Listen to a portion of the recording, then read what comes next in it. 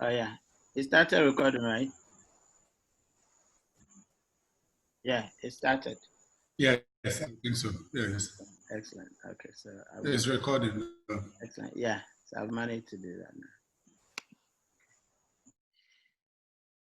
Yes, okay, let's see.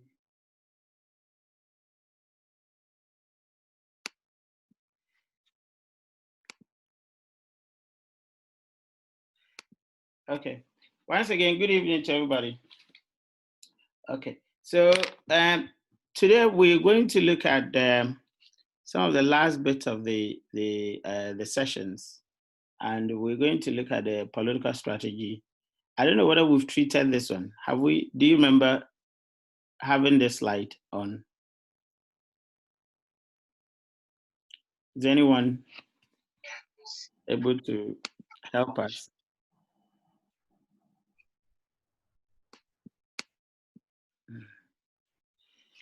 Okay.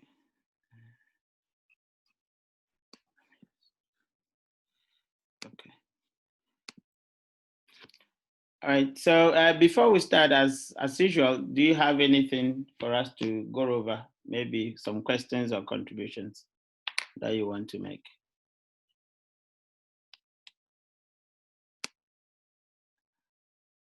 These days, the class is very quiet. Why? Well, everything is fine. No, Prof. Yes. No, Yeah. we've not listened to Broja on the selection of Prof. Oh, last week we did that. Okay, Bruja was. Maybe probably I joined the class late. Okay, Bruja wasn't here, but we discussed it extensively, isn't it? I mean. Yes, but we need to hear from him. Bruja, you know your class is always hot. So if your class people are. By the way, yesterday I had a very pleasing. Kofi, what do you want to hear? Mr. Zuma wants to hear you, Roger. Yesterday I had a very pleasing what do you call news item on you, Roger. When the City FM was actually reporting the cash for votes, you know, I think I even recorded. who listened to it? Roger, did you listen? Doug, no, but I know that video has been in circulation for some time. Oh, okay, yeah. And I don't know whether some people told you, but I think it was pleasing to hear. I mean, one of the few people who was referred to have abstained from paying money, and so you lost the election. I mean, Who? Broja. No, who? Broja. Oh, okay. I listened to Farouk Ali Muhammad, and I think his points were very interesting. His response to the vote buying allegations were spot on. Yeah. He gave very spot answers. It was only him I listened. I didn't listen to the others. No, City FM was, saying, and apparently there were some delegates who were actually saying that Broja refused to pay, and so, they would not. Oh, they did an interview on the NDC election, on the last election. Yeah, they played it. They played it. Oh, okay. Yeah, exactly. And one of Roger, next time will you pay or you still not pay? he will pay. I'm not sure he will pay. I mean, he will pay. No. He's learned his lesson. He has enough strategy to actually win. But boss, I think if you give now, that is a very important issue in our political discourse, in our internal politics. I have been saying to myself after our primaries that if MPP, if we don't handle this well, it can collapse our party. Yeah, and not only MPP, all the parties. But NDC tried. Sorry, Kofi, go on. Yeah, before you. Yes, NDC tried expanding the electoral college. Yes, I think the implementation probably was problematic, so they had some issues. But at least they tried expanding it. And following our primaries and the events which went on, our majority leader and general secretary announcing they're also looking at expanding electoral college. It's just that we learn from the NDC mistakes.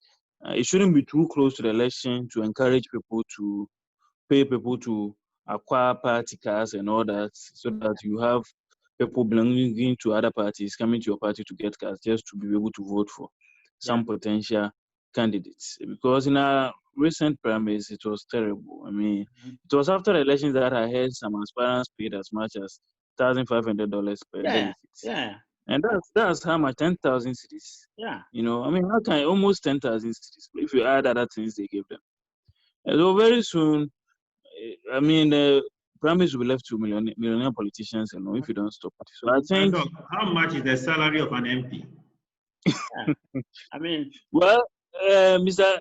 Izuma, they will tell you it is the political, social capital they are chasing, the connections and the goodwill and yes, because with your diplomatic passports and other things. Yesterday, this is how Farouk answered his question. He said that he is leveraging his father's local and international networks after his death to continue with the humanitarian work that his father was doing. So if he wants bags of rice, he will get a businessman who deals in rice, who knew his father, who will donate to him. yeah. And that he's been doing these things since 2013, nothing to do with his an MP contest bid. And I think it was a very smart answer. Yeah. I don't know what answer. I don't know what answer he would have been given if he wasn't the son of the former vice president. I'm done, sir. Thank you. Yeah, but at least there was a point he made. Now, I think that this is a very good point where the two parties, or even all the parties, can actually team up and have a very collaborative, work done. And you see, I remember when NDC expanded its college in 2015, I was on the phone. I think GBC called me and General Asiedu Nketia. And I actually commended them for that move because it was a bold move that they did. Now, the only unfortunate thing is that they reverted to the status quo, citing irregularities. And I thought it was unfortunate because if you implement something, you don't expect to have it perfecto immediately. You should expect some, issues here and there. Note down those issues and then, proceed to reform it further. But I suspect there were lobbying done by, most powerful people who thought that perhaps they lost the election as a result of the opening. That's my suspicion. I don't know. But you see, I think that there is a good chance that for once, our political parties can come together and agree that they would expand the electoral college, to include, once you're a member of a political party, you can actually vote, for who becomes the parliamentary or the presidential candidate. And that would be much more inclusive, you see. Now, all the fears about infiltration and things, I think it's just theoretical. Because if you really put measures in place, you could know. And just like you said, you don't actually wait until near the election before you do this, because then, of course, you'll be working in haste, and a lot of things can actually pass you by. But if they agree to expand, I mean, I'm for universal suffrage anyway. There is no need for just expanding. It's just about whoever is a member of a political party, you must have a say. Because from what I see, I mean, leaders, i.e., parliamentary, members of parliament and our presidential leaders are actually not selected by the people. They are selected by a bunch of people that we have to go and legitimize, because you have some group of people called electoral college. They will go and select these people, but they will go and have a final say during the election. It doesn't mean that we have selected them, So I think that there's a room for collaboration by these political parties if they really want to make sure that we can better our democratic process. That's my view, and I think it's doable, and that could also give them a lot more, avenue for mobilization, especially when it comes to, finances, etc. Anyway. Yeah, Kofi. I don't get the collaboration bit a bit well. In what form are you? Yeah, so I'm saying that. You expect it. I'm saying you see this as a purely. Yeah. Here's the case, the political parties, we haven't seen them work most of the time together. But the idea of democratizing deeper, on our, democratizing our systems further, all right? I'm thinking that there could be inter-party collaboration where we can discuss frameworks, all right, of, share ideas of how to expand the college and make sure that it is run properly.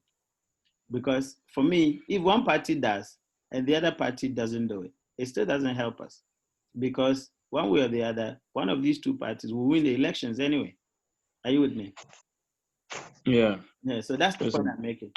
Because if one does it and the other doesn't do it, one is suspecting that there will be infiltration and people will send its people to NDC to go and okay, that's a good point. Yeah.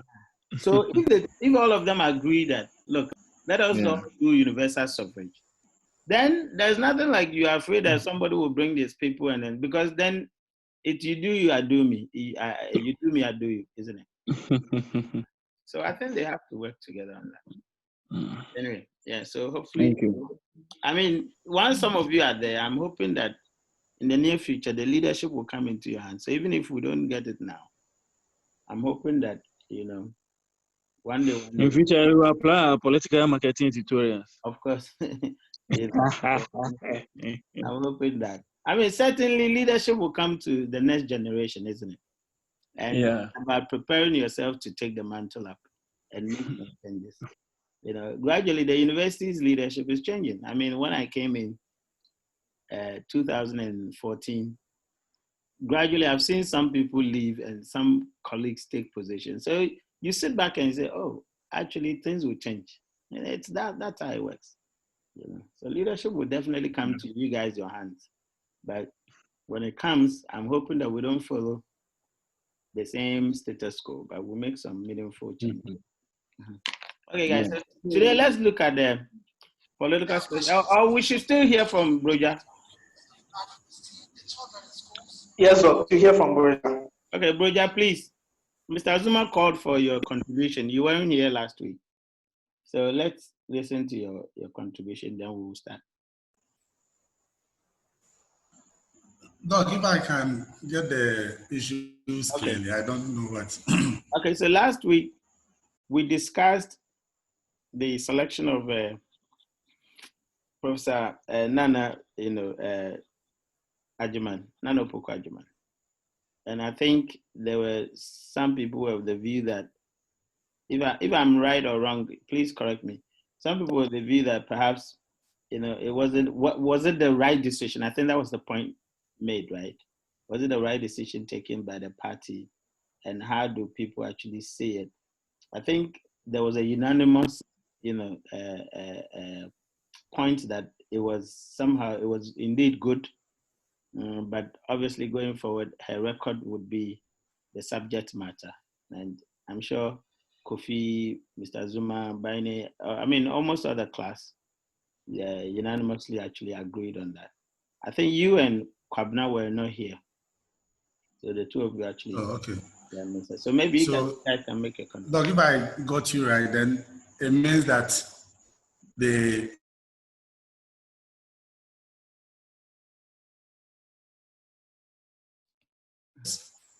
Yeah, we lost you a bit.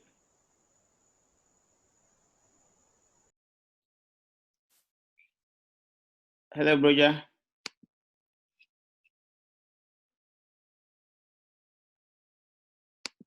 Hello, Broja. Hi, guys. Is everyone here? Yes, Doc. Okay, so it means we've lost Broja. Yeah, we are here. Okay. Maybe Kwabna can also give his views about her candidature.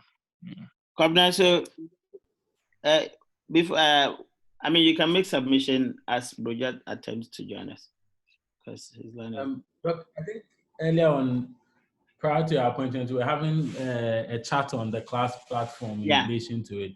I largely share the view of the class that it is an interesting addition to their ticket. In terms of what should be measured on, it looks very likely that in certain parts of Ghana, her track record will be the main discussion point. But for my senior brother Kofi and I, some of the places that we come from, it does not necessarily matter what you did in UCC or not. It's a matter of what the ticket is, and they don't look at anything else in relation to that. So Okay. It has to be seen what impact you have on the ticket. Excellent. And what the strategies, for the purposes of this class, we are interested in, I think, the strategies that the party will use. Currently, it seems like they are trying to play gender. The NDC is trying to put gender on the campaign circuit as a discussion point.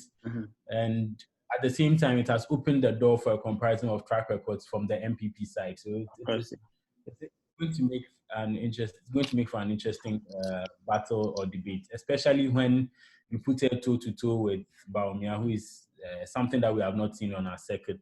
Yeah. Previously. Okay. Yeah. Good point. Yeah. Broja, if you're back,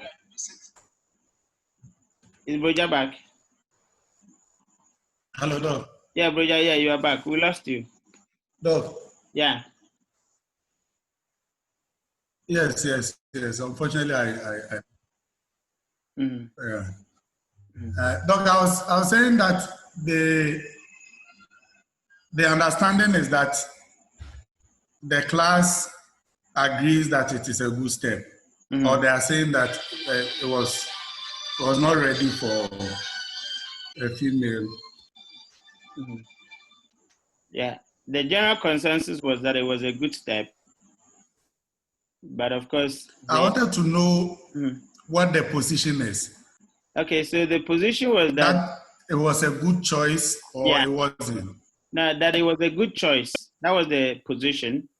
But going forward, obviously, then it brings in the question of comparisons of her record, vis-a-vis the opposing team in a position. Yeah. So that was the class position.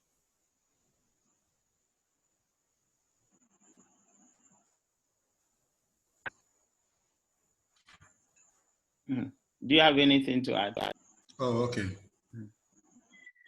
Well, look, I think we have technical challenges. The party is holding Broja's line.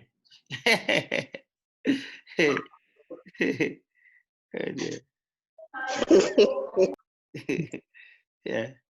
All right. So, all right. I'm sure Broja will join us, when his line is okay. All right. So, hello. I think he's back. He's back. Yeah, you're back. Yeah.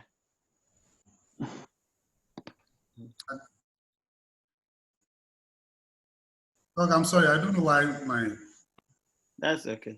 Yeah, look, I'm saying that for the major political parties, this is a novelty.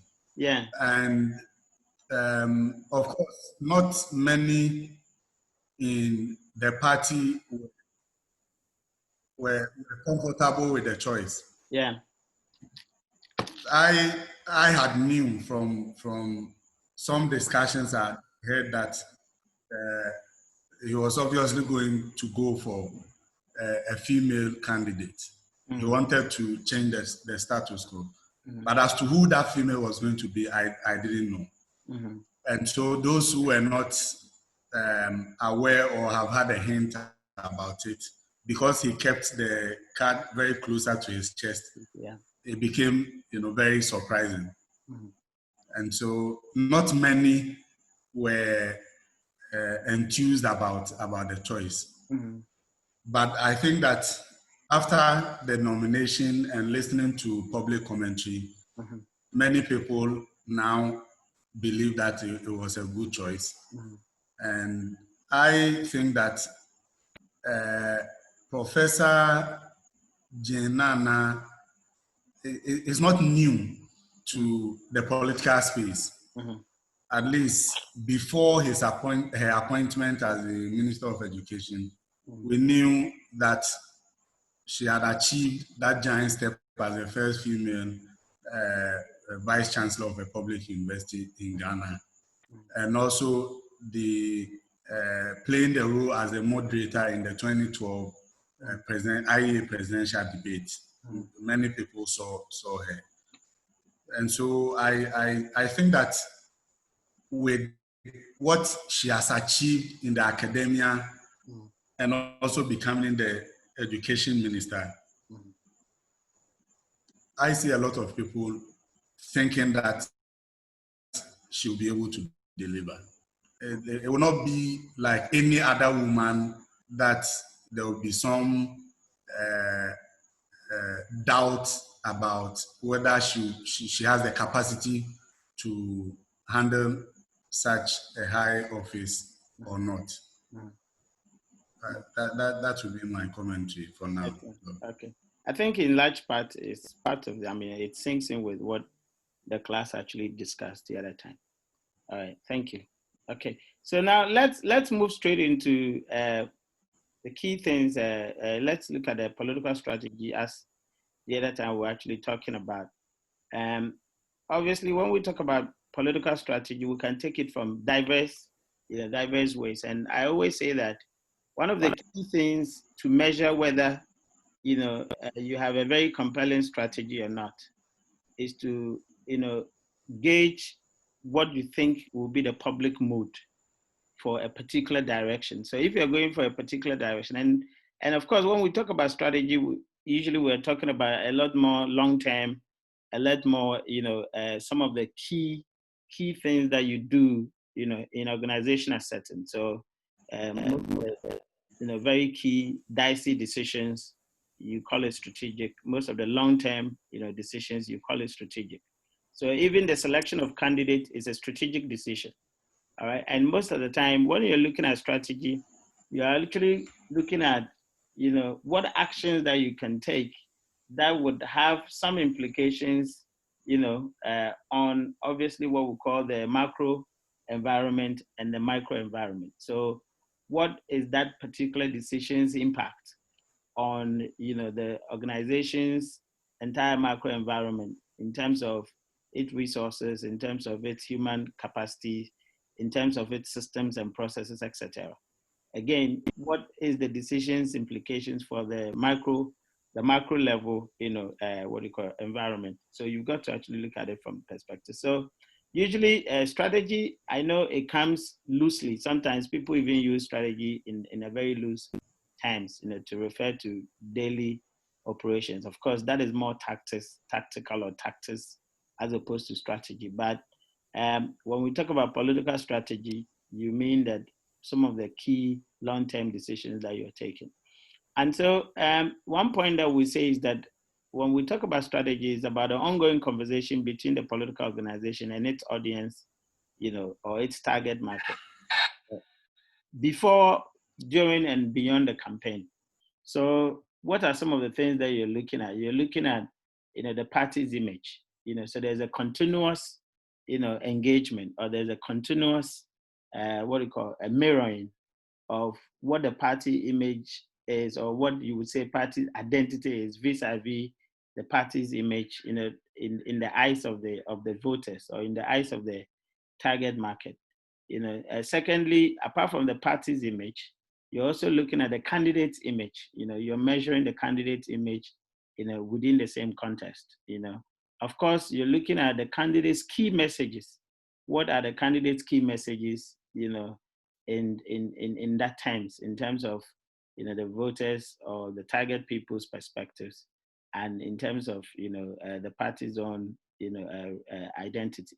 So we're going to actually center on just three of the elements, which we call the political elements. You would want to call it the 3 Ps if you want. Obviously the party, the presidential candidate, and then the policy. Now, policy, sometimes we kind of categorize it as some of the key campaign messages. And of course, campaign messages are not only policy in the message. Some of them are not policy. There could be some in the programs or activities of the party, or there could be policy-based. So you are actually looking at these three. So whatever you are discussing strategy, please try to look into the 3 frameworks, as I said, the party, the policy, and then the presidential candidate framework. Of course, when you take the candidate, you would also want to ask yourself about the vice candidate or the deputized candidate. Or sometimes you can broaden it to look at the party's leadership. All right. And I'll cite some examples, going forward, with my interaction with the two parties. I know some time ago, I think 2005, I interviewed the former president, John Mahama, when he was when he was an MP.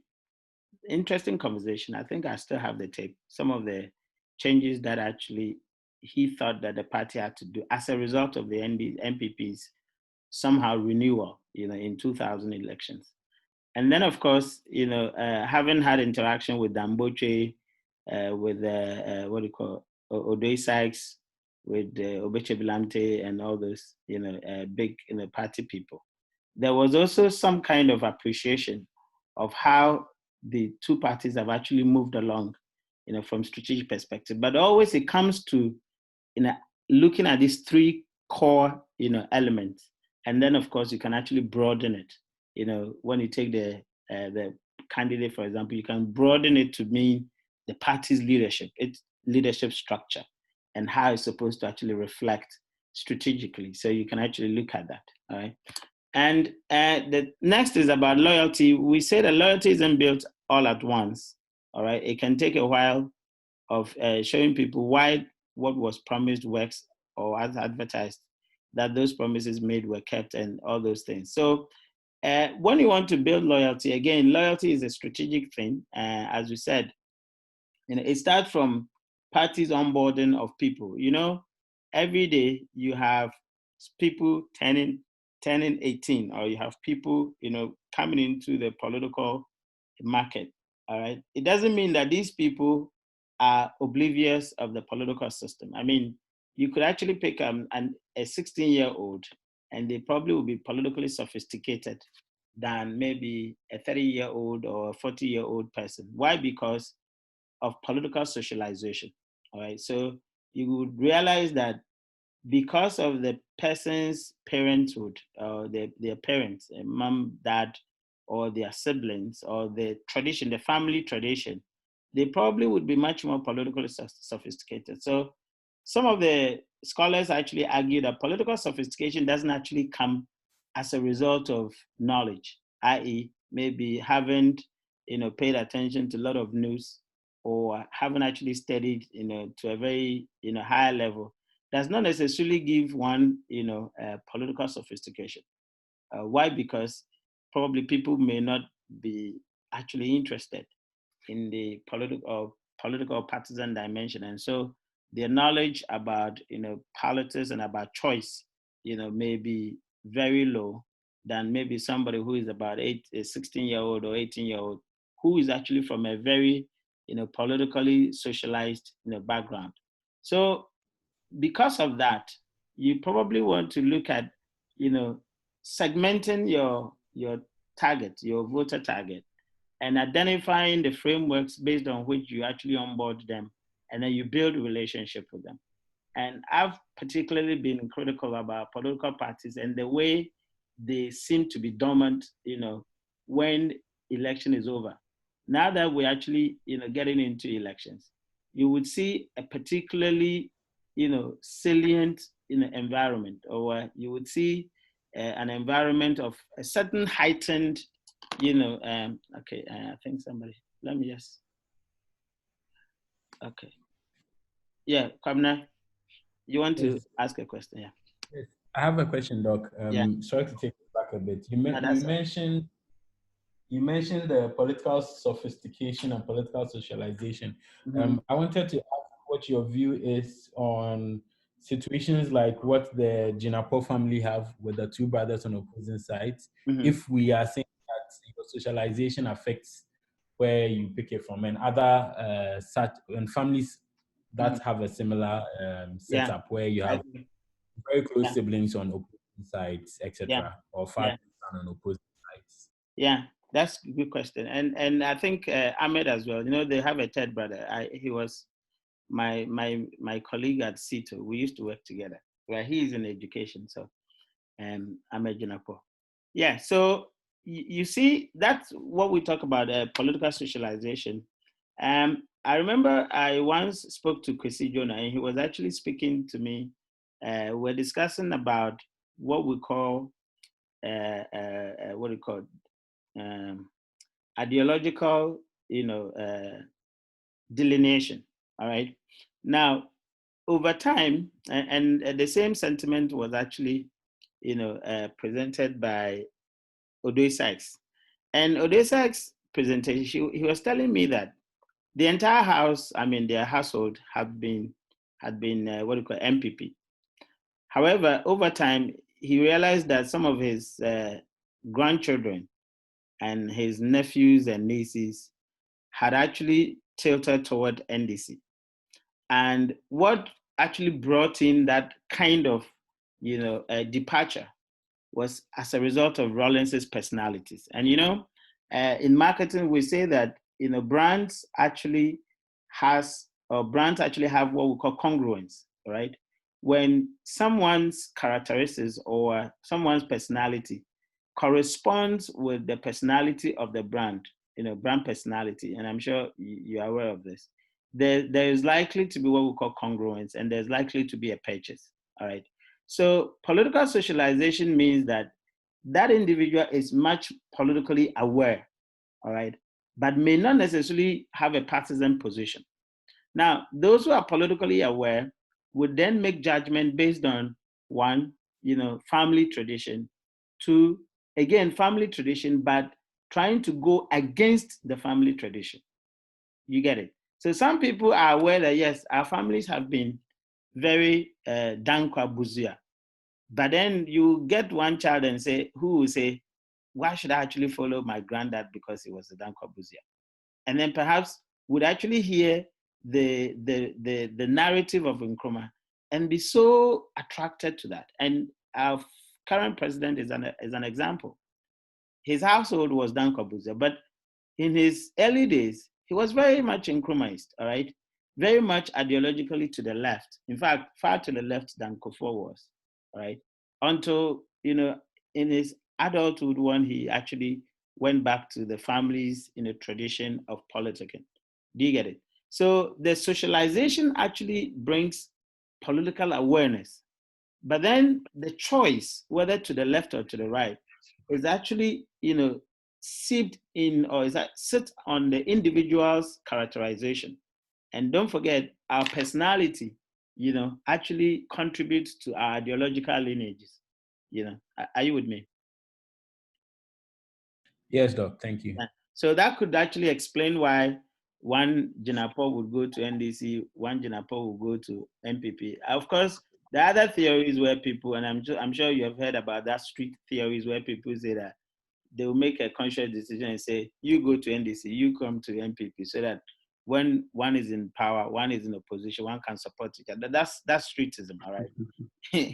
I don't know whether that's really, in practice, but that's what people actually theorize, all right, one way or the other. But I think that crucially, you could have two, twins. I mean, not two twins, but you could have twins who actually, of diverse ideological positions based on where they think, they fit. Right. Mm-hmm. If you want to say something. You made a point about political parties getting more active or busy in election year. There's this school of thought which says that in Ghana Kofi, you are karaoke.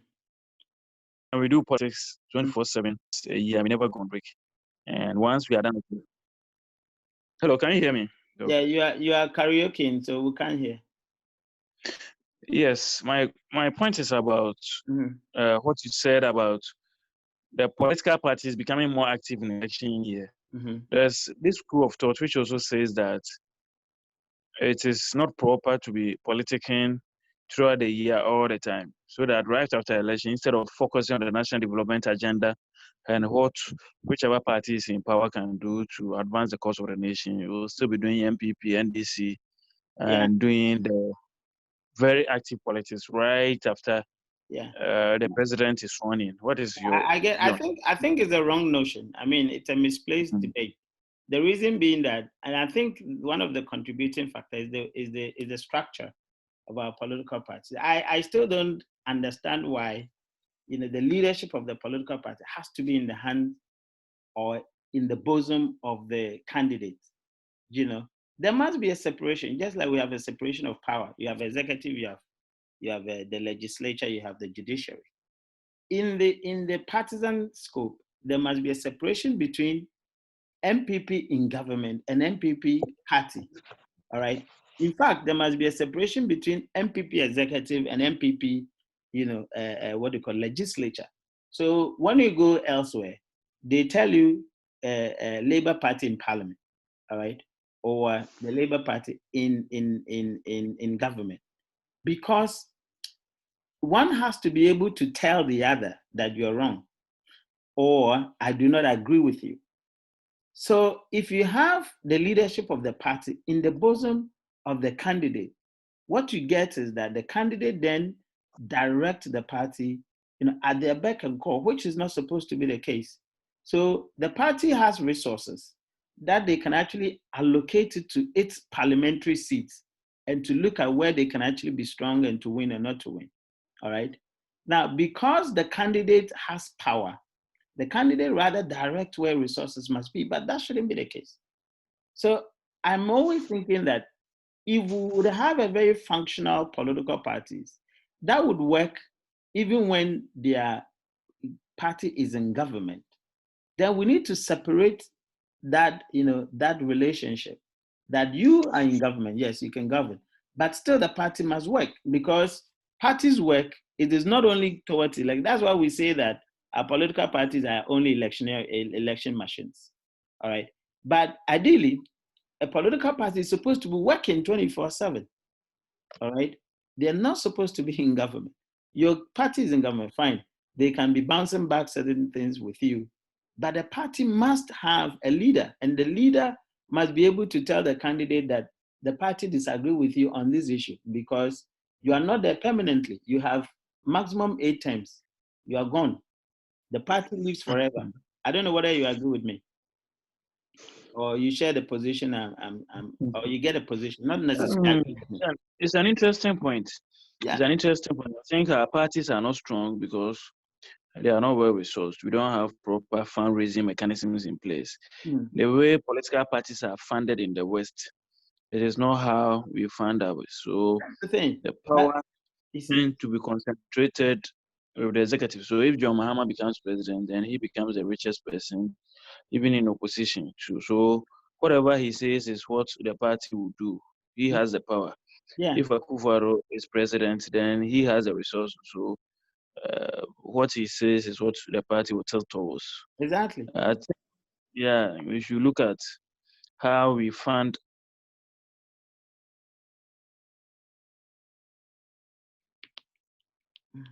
political party. Yeah. So I think that is the point. The main thing causing that is the funding. There's funding structure of political parties. If parties become properly resourced, then it won't be what candidates or presidential candidates think. But the leaders of the various parties will become powerful. Yeah. Yeah. But you see, ask yourself, how does a party become, properly resourced? I mean, if people know that the power sits with the political party, what's their business giving the goodies to the ticket or to the head of the ticket? Do you get it? Now, if people know that the power sits with the party, they will make donations to the party. And that's why when you go somewhere, people die and they give their will, or they bequeath some of their properties to the political parties. The reason being that whenever the party is in power, they know that their business will do well. They know that their families will do well, all right? But here is the case, the power sits in the hands of the candidate. So when the candidate is out of power, that family or that individual who has contributed to the candidate's successes is no longer in power. Are you with me? Dog, here contribute to the party leaders. They would rather go and give it to the candidates so that they will get some power in front of. It's an interesting mix. You know, it's right now, not to actually bring in partisan issues, but let me say something here. You know, and I'm sure you can tell me, you know that your party has certain rules and regulations regarding disciplinary procedures. As we speak, you know, Kobna Japan and a focus issue hadn't been resolved over 4 years now, all right? And still you have the position of this guy, what's his name? Your party general secretary. What's his name? Who, John Bodu? John Bodu's position. Is it acting or is full? So following Kobna Japan's issues, he couldn't contest again. So John Bodu is substantive general secretary now. How could it be? But substantive? you know, it couldn't be sorry? substantive. It couldn't be substantive because the disciplinary procedures hadn't been followed, technically speaking. Yes, but we've had one election after that. So John Bodu was elected in Koforidua in 2018. Yeah, July 20, in fact, exactly 2 years ago, the election was. I agree. I understand that, but my point is that following your party's constitution, that election is actually null and void. Because if you hadn't actually, you know, taken the not only John Bodu and what do you call? No, that tenure has expired. That tenure has expired.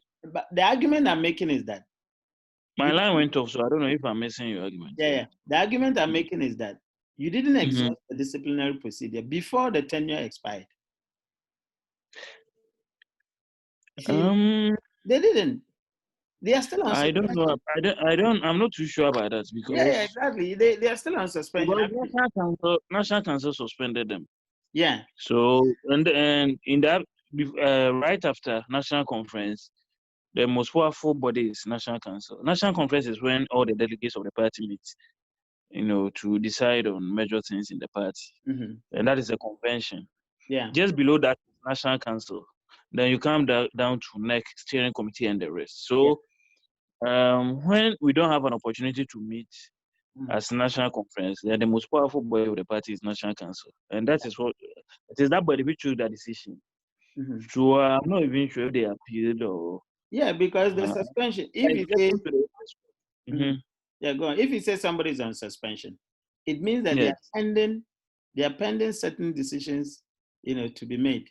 So either, you know, it would be the suspension will be recalled or will be repealed, or, you know, a certain action will be taken against them. It depends on the kind of suspension you're doing. If it is not definite, if it is indefinite, then it can just be the suspension.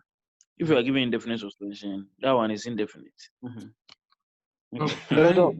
Yeah. Benny. Yes, Doc. So I wanted to ask a question with regards to fundraising.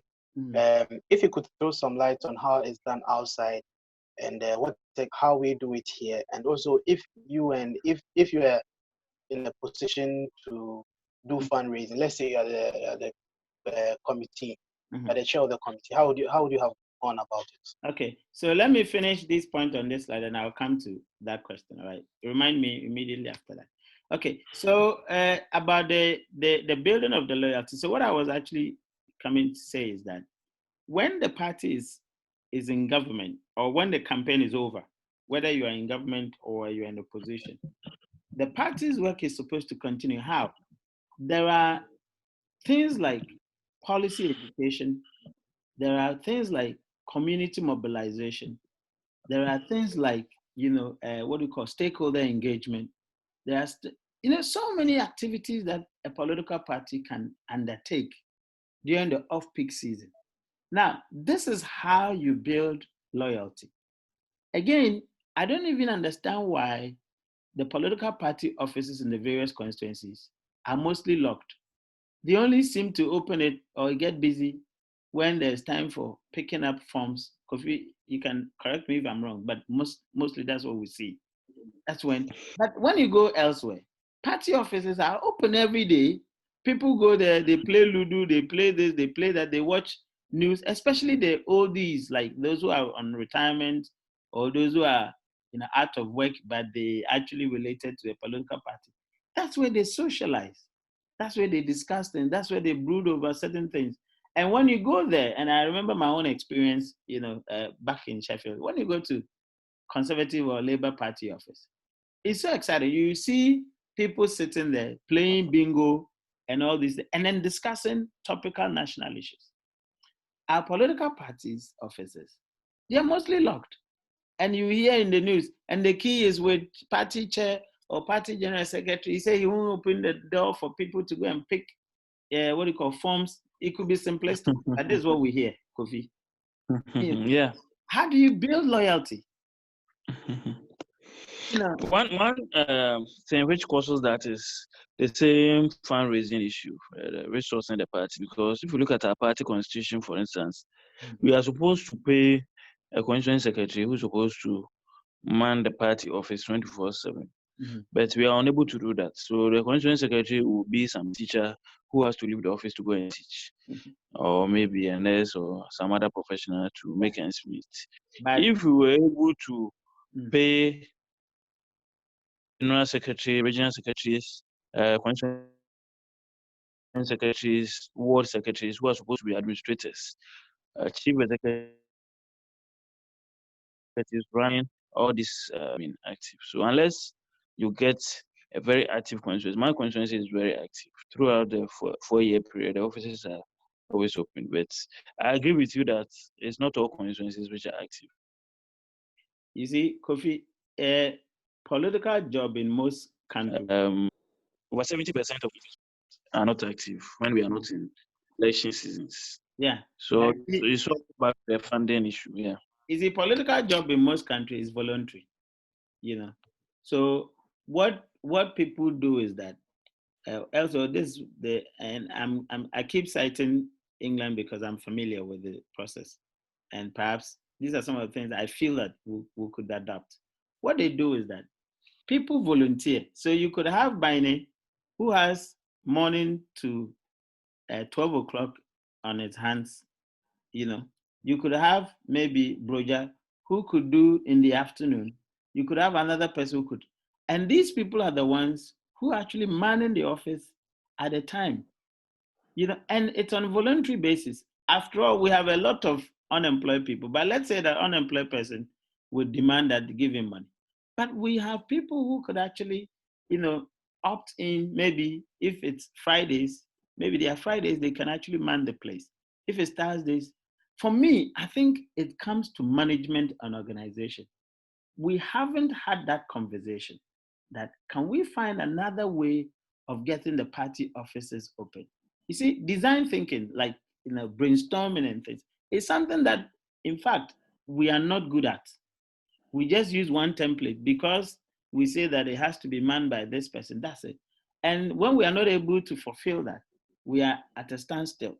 I think that we have to be open-minded. Our political parties are always going for international conferences of the left, international conferences of the right. It's unfortunate, though, but the secretaries allow other volunteers to come into that space. How can they hide forms when it's election? How can they get power? Yeah, so when it gets into election time where your role is supposed to be performed by somebody, that's when you are the one supposed to perform. But opening of a party office for people to come in and they are come and play or come and play Ludo and then maybe have some place to sit. I don't see why it has to be the secretary alone who can actually open and get people to sit there. I don't know whether you follow the point I'm making.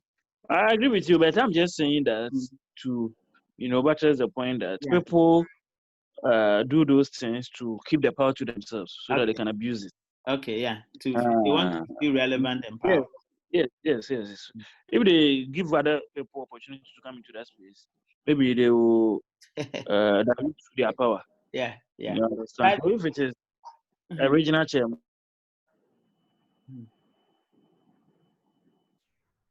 that if the regional chairman thinks that even he's supposed to do, he will give the opportunity. He will keep all the powers to himself. Yeah. But we need to have a very stronger systems where people can actually get things work. I mean, because sometimes I ask myself, okay, so a lot of you, when you go for that international conference of the left and of the right people, don't you exchange ideas about how those parties run their offices? In fact, look, when you go somewhere, a lot of things are actually done on voluntary basis. They don't pay money, But in our case, everything is money, money, money, money, money. It's supposed to be a voluntary work. If you cannot open the place for somebody to actually take care of it, and then of course you don't deserve to be there. And for me, I'm waiting for the day where we can have stronger party chairman, party general secretary, who can demand structural change and reform, because it is exactly why our political parties are like this, are not developmental. I mean, if the parties, we have off-campaign period, how much does it take to organize, town hall meetings to discuss and to update people about government policies and what it means to them? And for the opposition to also do the same, government policies and what it means to them, its implication, bad or good. But we don't see whether the party is in government or whether the party is opposition, they all go to bed the same time. They wake up when it's campaign time. We have to change that attitude because it is not building us loyalty and it's not making people to willingly give out money. And that is what I'll come to Baine's point about fundraising. Again, the idea of campaign is to have a plan about that conversation, you see? And that's what we're talking about, the long campaign. And Kofi, you asked me that people say we should actually, when we're in government, we should actually have time to govern. We don't have to do active politics. It is not about the active politics, but you see, in the recent times, we have what we call the long campaign. In fact, right from the swearing in, you have started campaigning for your next election. All right. That is not to say that you are having the same level of, media coverage, level of, heightened, but your activities, what we talk about the long campaign is that you have to look at each activity as building new image and contributing to loyalty development towards that next election. So right from the swearing in, if you're in government or if you are in opposition, right from the time that you accepted defeat and called the elected, president to congratulate them, that congratulatory message, the way it is couched, how unitary it is, how unifying it is, and how conciliatory it is, itself is a campaign too. So you start campaigning right from that day, with the kind of words you use and the kind of actions you take. But here is the case of our political parties. Immediately after the election, everybody goes to bed. Everybody go to bed, and then we wake up, come, another time. And these are some of the strategic issues that we have to start discussing. Now, Barney, you asked about, fundraising. The political fundraising theories are plenty. The ways of raising funds. Majority of it, the bulk of the money comes from donors, all right? So each political party has a list of donors. And I remember, I don't know, some of you, if you heard those news, back then in England, we had a donor, one of the Labour Party donor, that actually apparently gave more than they are supposed to give. And it's a cap, all right? They cap it. But what happens is that sometimes they would use the official means to give out how much they're supposed to give. And then they use unofficial means to give more, all right, to the party, which it goes against, the... Doc, we are losing you. I don't know whether it's my side. Okay, can you hear me? Can you guys hear me? It's still breaking. Yes, Doc. Yeah, I can hear you loud and clear. I can hear you. Okay. Benny, check your connection. Can you hear me now? Benny? Yes, I can hear you now loud and clear. Excellent. Okay, so every party or parties have their list of donors, all right? And majority of these donors, they don't just give out money for free.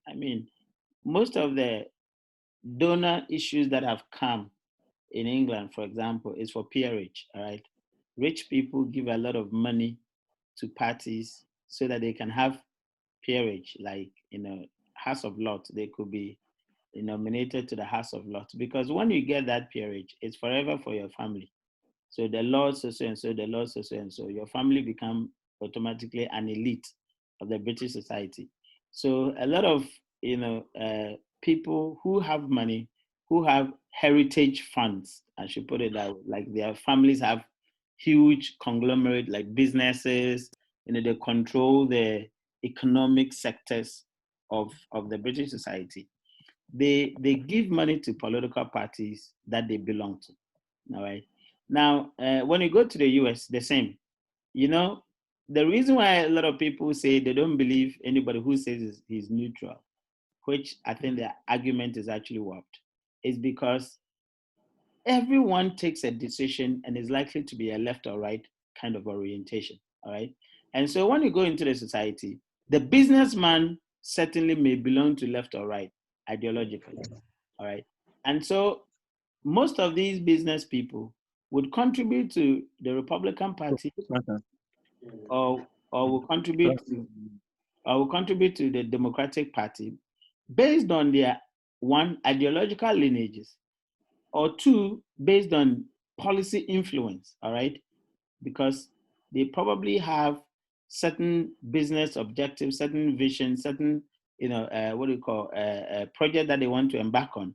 And they actually calculate, and these things are actually done sometimes by advisors, who can actually tell them and say, look, you can actually lobby, these people, or these people are likely to actually come out with policies that will be in your interest.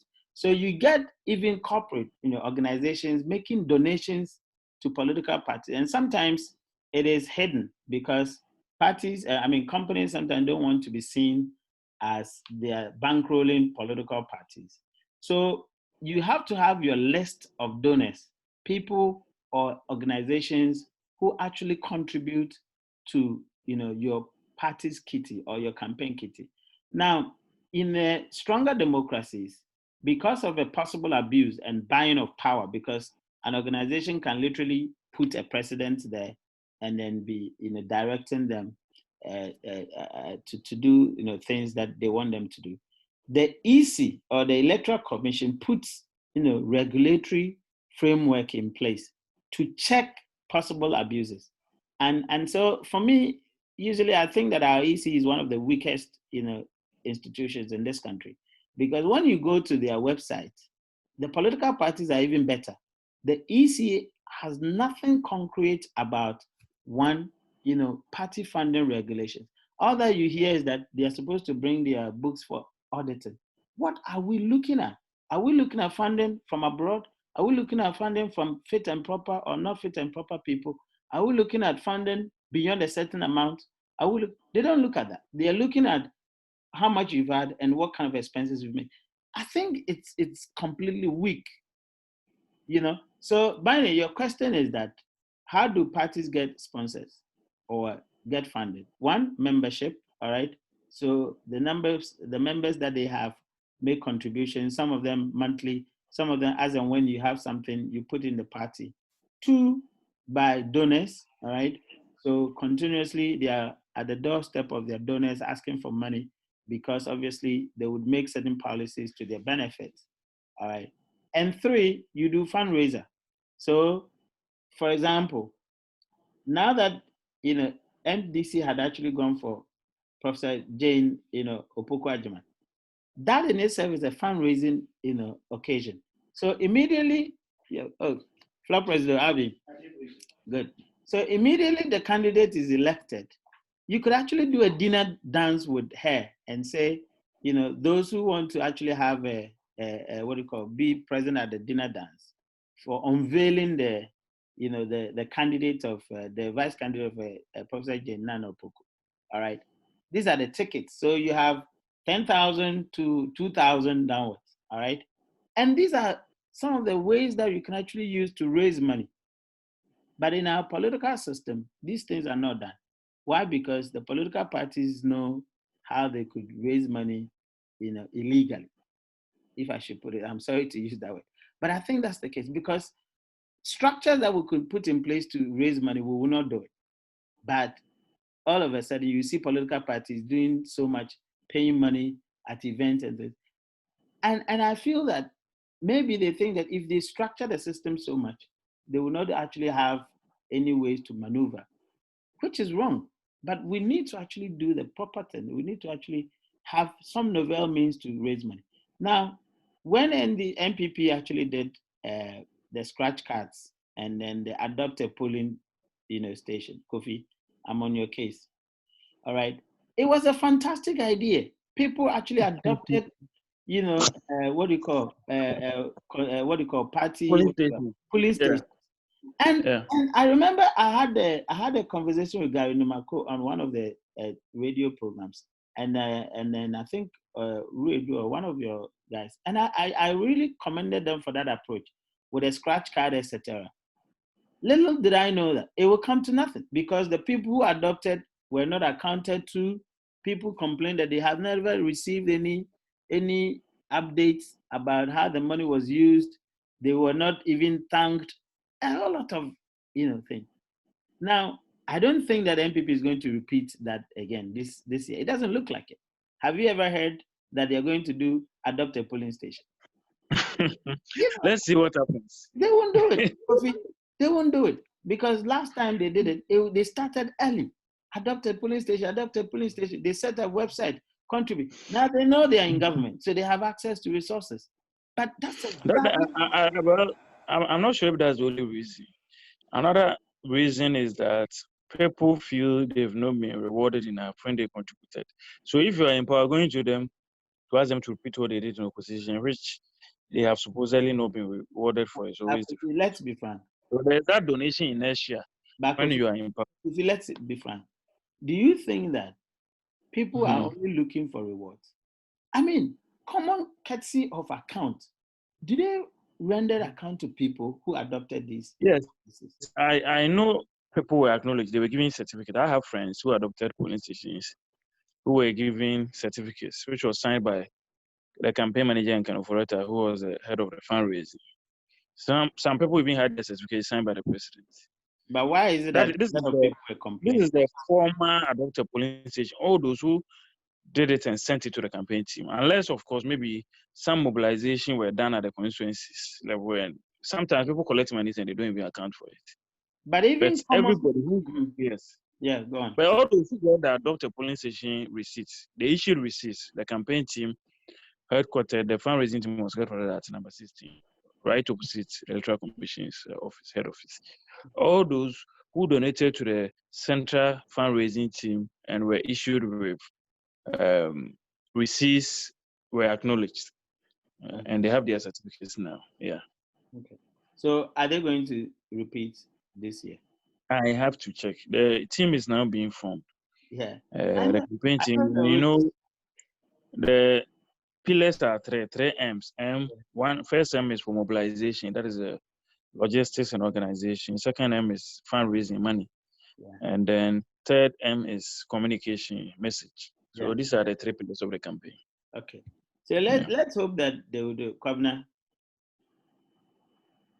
Prof, what I was going to say was that there were also some people that looked at this donation as a buy-in or a guarantee for them. So after the party won power, they would turn up in offices holding their certificates, almost demanding that basically things should be done for them that may not necessarily be the case. And so some of these things will probably be taken into account when they are looking at what they should do moving forward.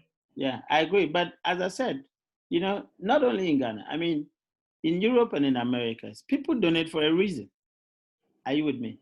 Now, the small donations that people do, $5, £2, £5, those ones, yes, those ones for membership, and they drive certain things. So maybe somebody's excited by Professor Nana Jane's, candidacy, and then they use that, excitement. And look at the excitement that is generated. Actually, the party used that excitement to raise money. All right. So they could say that, if you want to be first to hear the name of, the candidate who is actually being selected, go to this site, pay this amount of money, you'll be sent a text message of the name. Some of these things, they do it, and it's not difficult. It's something that we could do because we have the infrastructure, we have the system, telecom companies are here, text messages are easy to send, etc. All right. But the point is that we think that we can get money easily through other means. So the small mobilization that we can use some of these activities to do, we don't do them. And that's the point I'm making. You know, our systems are still non-novel. We are still using the old ways. So, and when we come out with one novelty, the following electoral cycle, we leave it, you know, behind, or we don't get back to it. So if you had actually adopt a polling station, you could actually give certain markers and that contribution of this nature, yes, somebody expects something. But then going forward, if you haven't actually been able to fulfill that promise, what do? You apologize, you go to the person, you have a very good word with them, tell them, give them your word, build some kind of confidence, and then take more money. You know, but you don't abandon the process that because people brought their tickets, they wanted certain things to be done, you couldn't do it. It means you have to shut the process. There's always what we call business recovery or service recovery. If you couldn't actually fulfill that first promises or whatever you gave them, you have to go back to them and explain to them why you couldn't fulfill it and how or why they should this time also contribute again in order that certain things could be done. You don't actually abandon it. I don't know whether you guys agree with me on that point. But for me, I think that our parties must be innovative and they must be able to sustain, you know, certain procedures that we put in place. We like too easy things. You know, I think that that's one thing. We think that things have to be done on a silver platter. So because we went through a very hectic period putting that together, now we don't want to go back to that. But you should put a core team to make sure that they perfect the thing. So over time you do it, and then you acquire certain expertise, and then it becomes easier. One, we won't put processes in place to ensure that the thing is actually, you know, done again. Two, we wouldn't even think about reforming it to make it better. Three, we just decide that, oh, let's abandon. You know, we give up too easily. I don't know whether you share my views, but honestly, these are some of the frustrations that I have with our institutions. And it's not only our political party, even in this school. I remember some of my colleagues, when we talk about things, wait their bed, wait their bed. You know, we always are quick to pour water on certain things. But development is deliberate, you know. Development is deliberate. We should really be deliberate in some of the decisions and the things that we do. I don't know. Bini, are you satisfied with the fundraising thing? Yes, Doc. Yeah. And sometimes you have to hire, you know, experts or consultants to also raise funds for you. You know, one of the things that most, you know, political systems, including ours, forbid is external funding or foreign funding. You know, majority of the, you know, democracies do not permit foreign funding. So you could have, you know, foreign partners, or you could have, you're not supposed to take money from them. But I know how people do. I mean, because we don't have strong structures to check.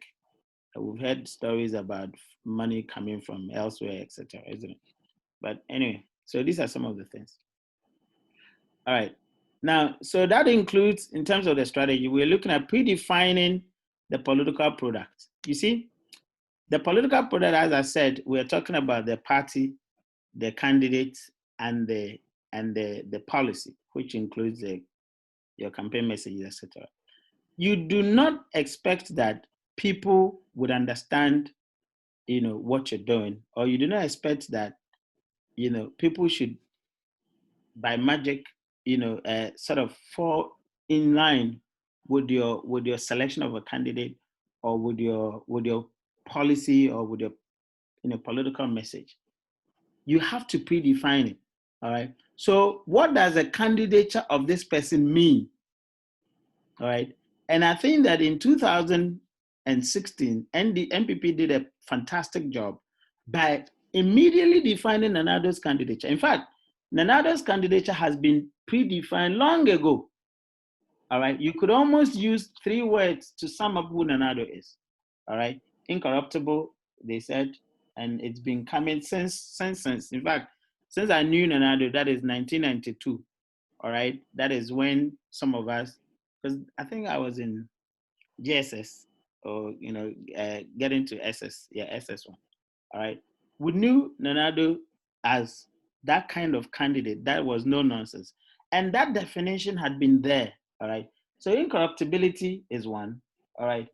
His human rights records is two, and a quintessential Democrat is three, all right. So Nanado's candidature has been predefined, in fact, for almost 20 years plus, all right. So in strategy building, your candidate has to be defined, all right. And so is your candidate, like Al Gore, for example, was known to be environmentalist, all right. And so when Clinton was selecting Al Gore, he said that he selected Al Gore based on two principles: his family credentials. Al Gore was known to be quintessential family man, that he is one man, one woman type of person. He stays with his family, even if the job is that he would be with his family. All right. So Al Gore was known to be a family principal. And in American politics, family values or values per se is so strong that immediately they say somebody's values are this, voters actually go along with that. And that's why McCain, for example, they talk about his maverick values. They will talk about, Obama's values. They will talk about, so value is core in American politics.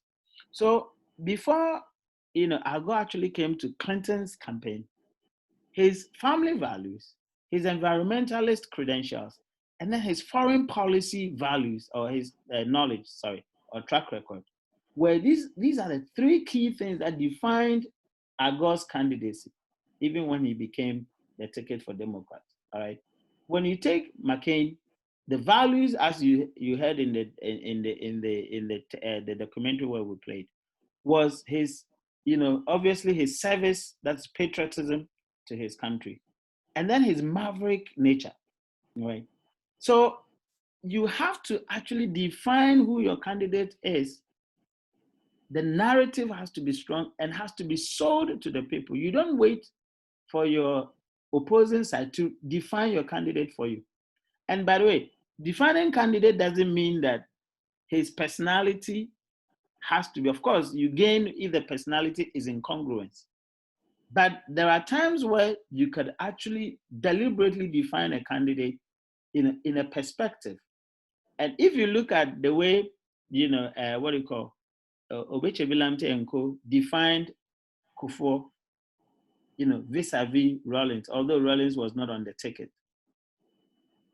And when I spoke to Obeche Bilamte, for example, he said that Kufuor's stature, all right, was very much in tune with, the gentle giants that they actually coined for him. And the gentle giant, because he was presumably quieter than Jerry Rawlings, who was obviously, and it's not even presumably. I mean, physically, you can see that the two of them are completely different characters, all right? But of course, if you ask Kufuor a question, he would pause, he would reflect, and he would say, perhaps that is his limitation. And some people have argued that he is translating the local tree into Brofu before he says it. You remember when he said Fifa and all those, things. Some people actually thought that that was his limitation because people argue that he was not fluent enough. And so whenever you ask him question, he has to translate the tree into English before he says it. But to his strategist, that was his power, his strength, as somebody who was a very reflective person before he speaks. All right. So that definition worked for Kufuor, and they put it out there, and the gentle giant sold. And they quickly contrasted that with Jerry Rawlings, although it was Mills on the ticket, because Mills has said that he will consult Rawlings 24/7. Again, they defined, Atta Mills's leadership as someone who would only consult Jerry Rawlings. So it says that if you vote for Atta Mills, it's actually Rawlings in power. And that actually sold, whether it was propaganda or it was, the reality. People bought it, Who wants to make a point here? Who wants to make a contribution or ask a question? Yeah, I think it's clear, Doc. Okay. We are enjoying the analysis. Yeah. Okay, good. So the political product, as in the candidate, has to be defined. You need to predefine it. And in predefining it, as we know, in branding, you're looking at the brand offerings, the competitor brand offerings in the market, and doing your positioning, the positioning map that we do, or the mapping that we do.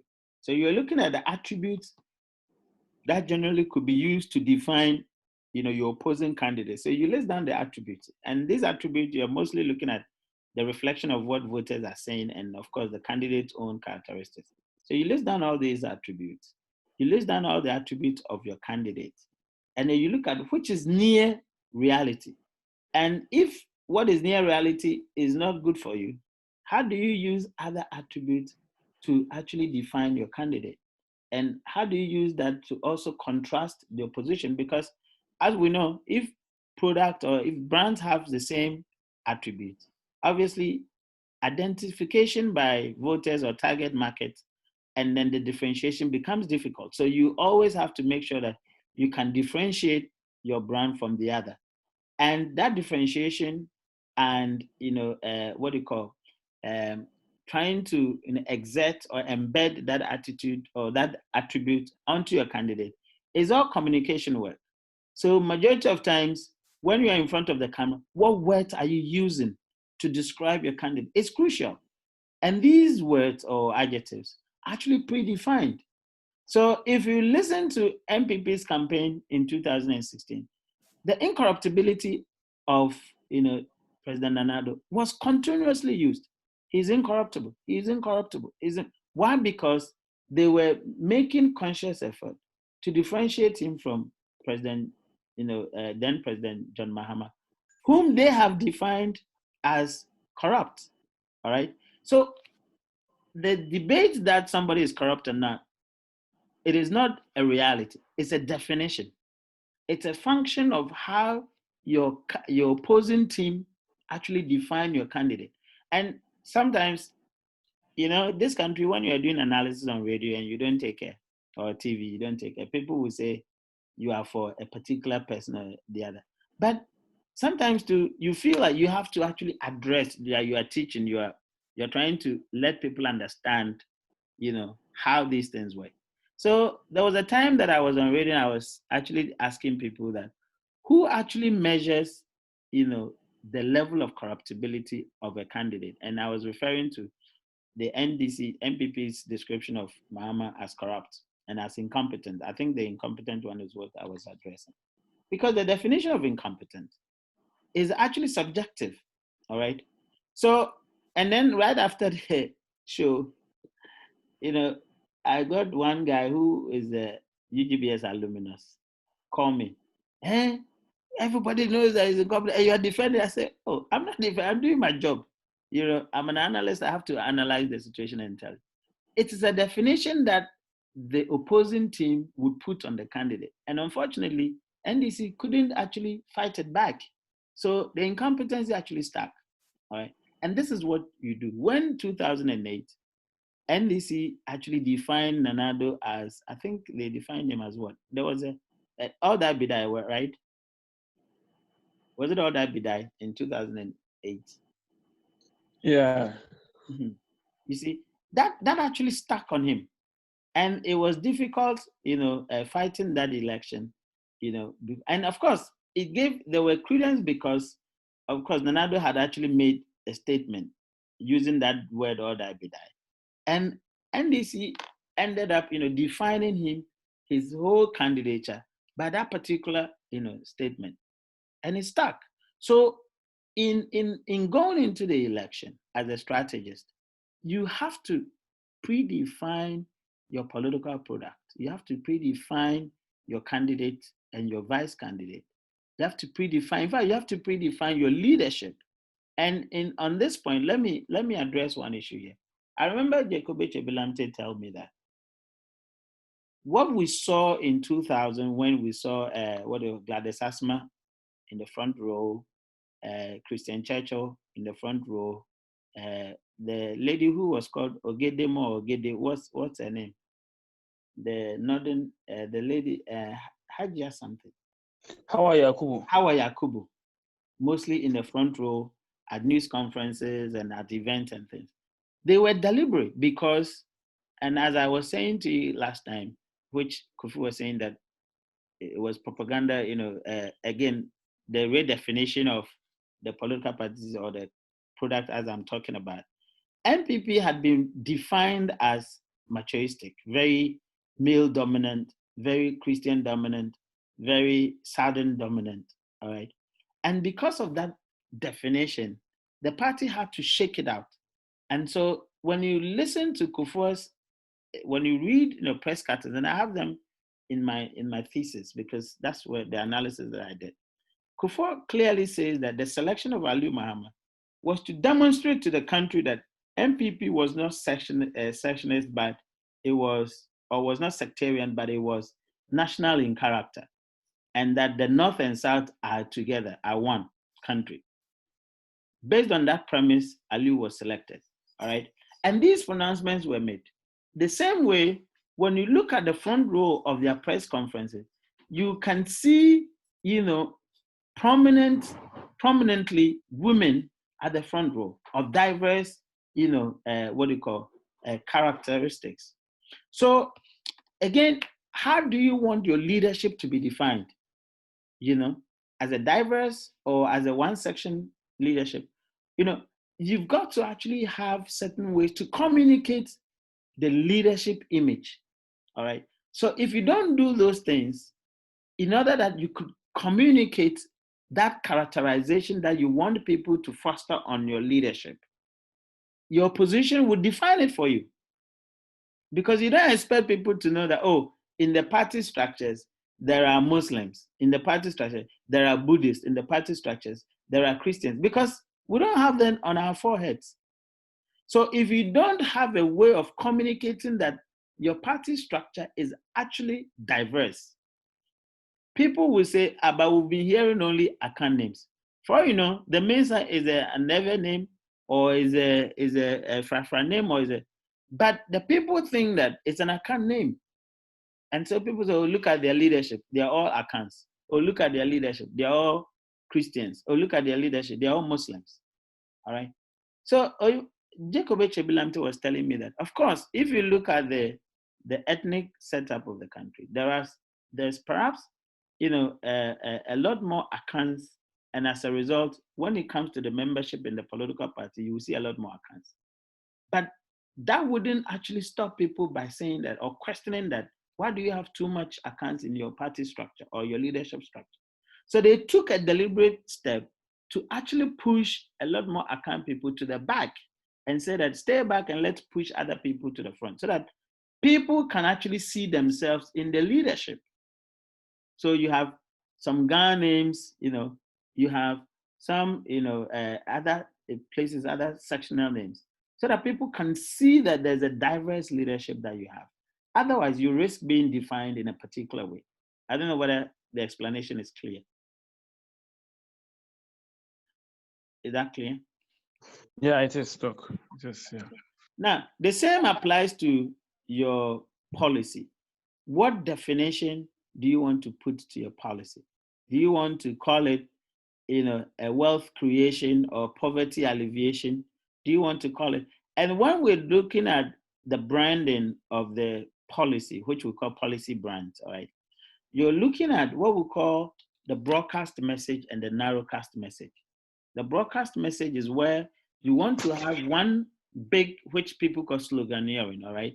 One big policy name that could actually subsume almost or encapsulate almost everything that the voter actually think about, all right? So when you hear positive change agenda, which was in 2000 election, immediately it sends a signal that there is something that we don't want, that we want to change. And obviously that is immediately defining the Rawlings's era and then giving hope to the incoming era, which was Kufuor's administration. If you look at the Better Ghana agenda, that obviously defines Kufuor's era and introduces Atamil's era. So when it comes to redefining or predefining the policy brand, you have to actually look at what it is that the voters actually have it now and what it is that you want to promise the voters, and let them see it in what we call the broadcast message or the campaign message, the broader campaign message. And that has to be very compelling, because immediately the voter sees that broadcast message or that campaign message, their minds must go into the offer that you are offering. That is the value proposition. All right. So you've got to predefine that. And then, of course, underneath that, you also predefine, the key programs that we want to do. So you talk about, at the first time they talk about mass transportation, capitation grant. They talk about repeal of the criminal libel law. And they were not just saying it because they all bordered on a particular segment of the target voters. So they knew that when they talk about repeal of the criminal libel law, they're going to have the elites in society, for example, the media houses, the contributors to, like the lecturers, for example, the academics who make all this. These people would be interested, and they will those policies, that particular policy, will appeal to them, and they will be attracted by it. As a result, they will then find accommodation in the party. So if you look at it, by 2000, almost all the people who call themselves the media analysts, they were somehow literally campaigning for MPP in 2000. To the extent that there's a script that actually shows that one journalist, international journalist, reporting for BBC, when he was declaring that, he was reporting that the MPP had won, he shouted that we have won, and that's a journalist, So it's sort of people were encapsulated. People were actually, attracted by these 5 pillars of Kufuor's, campaign, which we call the narrowcast. So you want to actually have a broadcast, message, which is the campaign message that encapsulates, the entire value proposition that you are giving to the voters. And then underneath it, identify key areas and key programs that actually border on the interest or the needs of certain voter blocks that that once they hear it, they will be attracted to, buy it, and then they will vote for you. And that is the other P, which is the policy, brand, or the policy product predefinition. Now, when it comes to the party itself, you have to define your party. And we say that obviously parties are always known left or right. And I was actually having a debate with one of my colleagues, Kwame Adom. And Kwame Adom was telling me, well, just stop this your left and right and come home. Because in Ghana, we don't follow the left and right. I said, why not? All right. But of course, we haven't actually done that education for people to understand that left and right is not just theoretical. It is practical, the way we think, the way we do things. And for me, I argue that when people say we don't vote on issues, I think they are wrong. We vote on issues. In fact, if a candidate is not approachable, it's an issue for me. All right. But what we probably don't do is the strategic things, like the long-term things. Because if you say that you're going to build roads, of course, every party would build road. But how is the question? And that's the strategic question. And that's the ideological question. Because you can build road using private funds, all right? You can actually ask, just like in Italy, and the Euro lanes where, connecting from maybe, Britain to France or whatever, those lanes are actually, in private hands. So they allow private, businesses to construct them, and then they will take tolls to pay it off. All right, that's building roads, but through privatization, or what we call PPP, public-private partnership. All right, you can also build roads solely by government, programs, which is the center-left, policy positions that yes, government must be in control, and be doing most of the socioeconomic development. So that debate has to be done. And when you're actually going into the elections, you must predefine the party's position on a lot of the issues. Is the party an environmentalist, like the green agenda? All right. Is the party social interventionist? Is the party, as the MPP said in 2000, property owning democracy position? That definition must go so that people know the character and the attitude, or the behavior and the attitude of the party coming into government. And when you had Tony Blair's election, I mean, we saw that in the documentary that we saw. The Labour Party had defined itself as the new Labour to signify the departure of the old, which meant that in their clause 4, they say redistribution of the wealth, of the country's wealth. And they said that, no, it cannot be just redistribution, but we would actually ensure a private participation, and where the market falters, the government come in to actually correct it. So Labour defined itself with a new paradigm and said that we're not Labour of the old that that will come and just share the goodies to lazy people who don't want to work. But we're actually going to take care of those who are actually in need. That are those, they are those who would actually benefit from the welfare, and make sure that we have a program to put people on the path to work and make sure that they can actually generate, or they could be productive. So Labour was coming in as a new Labour, and so with a new definition. So you don't say that, oh, everybody knows that we are NDC. You're NDC, so what? Who are you in this day and age coming into government? The party has to be predefined. All right? You can't say that, oh, we are MPP, so everybody knows. The party has to be predefined, because each party under any leadership has a different character. You can't say MPP under Kufuor is the same as MPP under Nanado. No, they have completely different characteristics because the leadership has changed. And so the party style changes and the party attitude changes. The same way, you can't say NDC under Professor Mills is the same as NDC under former President Mahama, because the leadership has changed. And there is evidence that, and in my book on the political marketing and management in Ghana, there's evidence that the leadership characteristics actually define party behavior and actually go on to define party image. The way people actually see the party is very much influenced by the party leadership. So you've got to actually have a definition for NDC in 2020, because certainly it's not the same as NDC in 2016. Although you still have the candidate, of course, there had been changes since then. You can't say MPP in 2016 is the same thing as MPP in 2020. Strategically, you have to define your party coming into power, into the campaign. Am I clear on this? Yeah? Guys, I have to hear your feedback because I don't want to. Yes, Doc.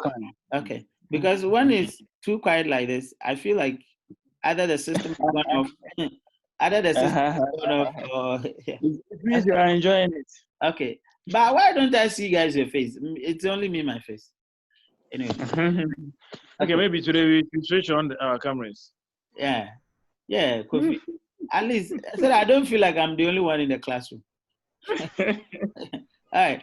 And the second one is about the brand personality. All right. Now, we know that, and it goes to affirm the first one. I mean, they're all part of the predefining the element. Now, in defining the party or the candidate or the policy, you must have certain personality in mind. All right. So how do you want people to, and these are very important, because just like we say, if Mercedes-Benz was a human being, what kind of person would it be? Obviously, you would say a rich man, You may not say a rich woman, because Mercedes is very masculine, all right? Perhaps if you take Alfa Romeo, the one that they call it Sophia or whatever, you can say that is a rich, saucy lady, all right? Because the car is actually shaped in that sense. So you've got to have a personality for the party, in terms of your definition. And that's why I remember having a conversation with Napo in the 2008 election, especially when there was a report that Nanado's bodyguard had actually hit former President Rawlings's bodyguard. Nanado's bodyguard has hit former President Rawlings's camera guy with the butt of the gun. And there was a huge story. I don't know whether you guys remember that story. Apparently in Kumasi, they met at one of the hotels. I think Rawlings was actually residing in that hotel, and Nanado team was having come there. Then I remember speaking to Napo, and I told Napo that, look, this story, I don't know why the campaign is letting this story linger on, but Nanado's brand, all right, is very much human rights. This is what is actually defined Nanado's brand. At the time, the even incorruptibility was even low key, but I think his human rights credentials was top notch, I mean, in terms of the media reports at the time. So if that is the case, why don't you actually suspend the campaign, just have a press conference to say that you're going to investigate it. Whoever is found culpable, you deal with that. Go to the hospital, see this guy, and then win the soul of the people, by that gesture. But they never did that. I mean, the story lingered on, and we saw Rawlings go to Kolebu to see the guy, I think it was Kolebu, right? And then there was a huge plaster, all right, on the guy's forehead. And there was a huge media report on that. I said, look, because if your brand characteristics is this, and there's a story like this, you want to actually demonstrate the brand's character by showing that and doing certain things. But they didn't do it. All right. So you've got to actually have a personality for your brand.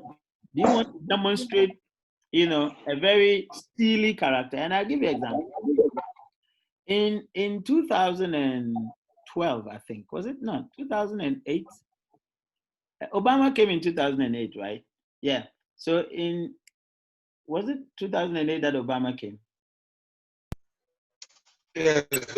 Yeah, I think 2008. So yeah. So when John Kerry and Bush ran in 2004, all right, that's when Osama bin Laden was at his peak, troubling the U.S. every now and then, appearing, making statements here and there.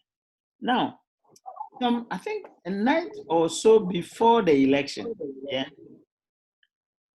there was a report that Osama bin Laden has appeared again, threatening U.S. And it was all over, Charlie. Do you know what happened? Immediately after the video, Bush emerged on TV and talked tough. And he said, you cannot beat us. We'll come after you, we'll find you, and we shall deal with, that tough talk. What was the result? Kerry lost the election because Kerry defined the election, and I mean, his personality and the Democrat at the time. Of course, the Democrat has always been avoiding wars. The Republicans are always so-called warmongers, they always, regime change here and there and that kind of thing. That's all right. So Kerry's definition of consensual government will go into negotiations with people, will find diplomatic solutions, etc. Was killed by the appearance of Osama bin Laden on TV. And people theorize that it was a deliberate, strategy that Bush team actually used to let Osama bin Laden come out, show his face to threaten America. The voters will fear. Bush will come out to actually talk tough, and the entire country would rally behind Bush to go after Osama bin Laden. Because in tough times, people rally behind their leaders. And of course, he was the one in the Oval Office, and Kerry was the challenger. Because of that, Kerry lost the election. of course, not only because of that, because there were other, sweet boats, kind of argument whether, Kerry was, that military, what do you call, the veteran issue, and so many other issues actually played out in that election. But the import of the story is that you have to define your campaign. You have to give it a personality. All right. Are you going to show that merciful, consensual, type of, leadership or candidate, or you're going to show that steely, tough talk, what do you call, leadership or candidate, to define it? So you have to find a personality to have that. Of course, positioning in the minds of the voters also go along what we are discussing. So when the voters actually close their eyes, what do they see? All right, what's the positioning? In single word or in a single statement, how can they talk about, or what would they say about your candidature or your candidacy or your leadership or the party's image, etc.? So the positioning is actually key. And then, of course, the communication plan. All right. Again, it includes a very compelling communication plan. Usually, if you look at our field, communication is completely different from what the party is doing. Yeah. Anyway, let me pause. Any questions or contribution before I go to the communication plan? Yeah. Any questions or contribution? Okay. Yeah. Okay. Yeah. Okay. All right. Yeah. So, okay. yeah. So communication plan. Now, obviously, when we look at communication plan, it sits with the broader. Hello, Doc. Yeah. Yeah. Also here. So, per my understanding of predefining the political product, right? So after you predefine all this, so based on what you come up with is what you are going to communicate to the voters. That's the positioning, right? That's right. Yeah. Okay. All right. Thank you. That's right. So let's look at the communication plan. So you have already defined your product, etc. Now, you have your communicators actually, saying different things. What are the words that they are using? All these things have to be defined, within that context. So, as we know, communication plan always comes from the broader strategic plan, which is the operational level. All right. So at that operational level, you're looking at the communication plan. You're looking at who are the target voters. Okay. Now, what are the key issues at stake for us to? So you've got to actually identify the key issues based on the needs that had been established first. All right. Again, you're looking at what platforms are we actually identifying. All right. And these platforms shouldn't actually come just like that because they are available, you are going there. No. But what audience or what kind of audience are actually listening to or use this particular platform? All right. And that must define what kind of words must be used, because not everybody has the temperament to actually be cool, on a particular platform. So you are sending a communicator to a platform that is actually listened to by mostly elite people. And this guy has a very terrible temperament. He's speaking and he's shouting, and then he's interjecting people. How do you expect that such a candidate or such a communicator would earn the listening ear of these audiences? You won't get it. So you've got to actually look at the communication plan actually evolving from the broader strategic plan. What definition have you given to your candidate? And what words are these communicators using? Because if you say your candidate